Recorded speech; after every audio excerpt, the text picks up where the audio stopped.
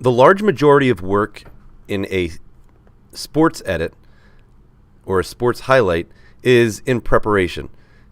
The preparations that I wish to show with you or share with you today is how to favorite or how to organize your content. So if I go out and I film for 2 hours of a sporting event and I have 90 minutes of footage, I don't want to have to navigate all 90 minutes over and over again to find the highlight content, because a very small portion of this is actually highlight content, stuff that I want in my video.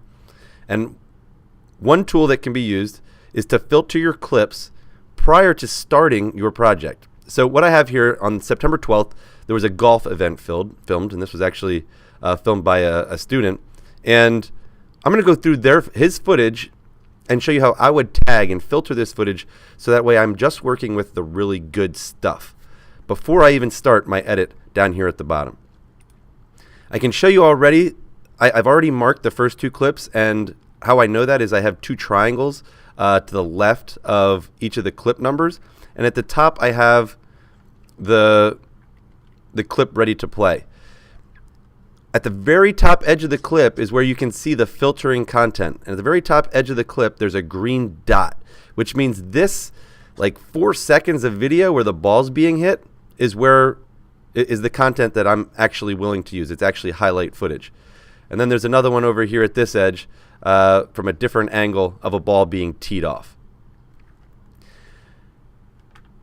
I'll show you how to create that mark, that green dot, and to favorite that clip. And then you would go through and watch all of your clips only one time. There we go.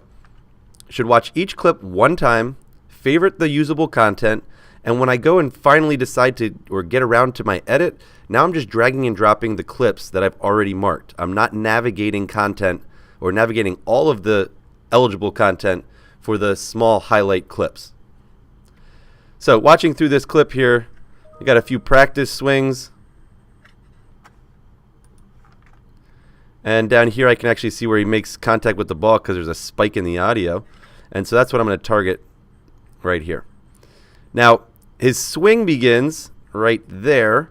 And so what I'm going to do is hit the I key on my keyboard, and what you can see is the yellow box starts there. That's the in point. That's where I want my clip to start. He takes his backstroke and then follows through after contact, and I'm going to say that's where I want the clip to end. I and O are directly next to each other on the keyboard, and it's nice because they work together in this case. So I for the in point, O for the out point.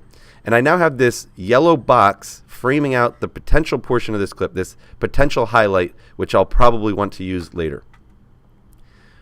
Once I've done that, in the gray bar directly next to the import arrow, and I think these tools are organized very well, working from left to right, I'm going to favorite my clip. If I selected something I no longer want, or a clip that I realize I don't want to use, I can hit the empty colored star, which just removes all tags. And then if I also came across content that I absolutely in no way want to end up in my video, I can hit to reject that clip. And what it will do is it'll actually hide that from ever making it into your project, or help to hide it. So now what I've gone through is I have 3 clips here. I believe one of these has 2 marks in one clip. You can mark multiple ins and multiple outs within one clip. The first one has 2 ins and 2 outs, 2 small clips marked within it. And now, once I've done this with all of my footage, I've watched it all once, I've favorited all the content, I'm going to come to the very top of this portion of the event. And currently, Hide Rejected is selected. We can refine this by coming down to Favorites. And what I notice is I have 2 302 or 2 C3 clips, 1 C4 because there was 1 highlight in that, and 1 C5.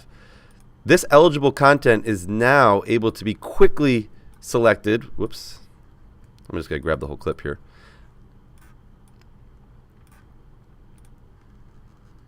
Yeah, I want the whole thing.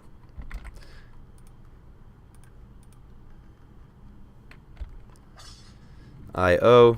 I can grab that entire clip and bring it down to my project. Now, I still wouldn't do this yet, but I can show you that I can navigate to just the content that I want.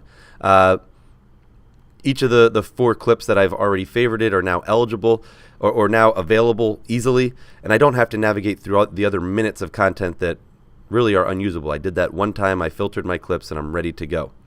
That's step one. I'm still going to now wait on this content until I have my audio done, which will be a separate video actually the next video tutorial I'm going to post.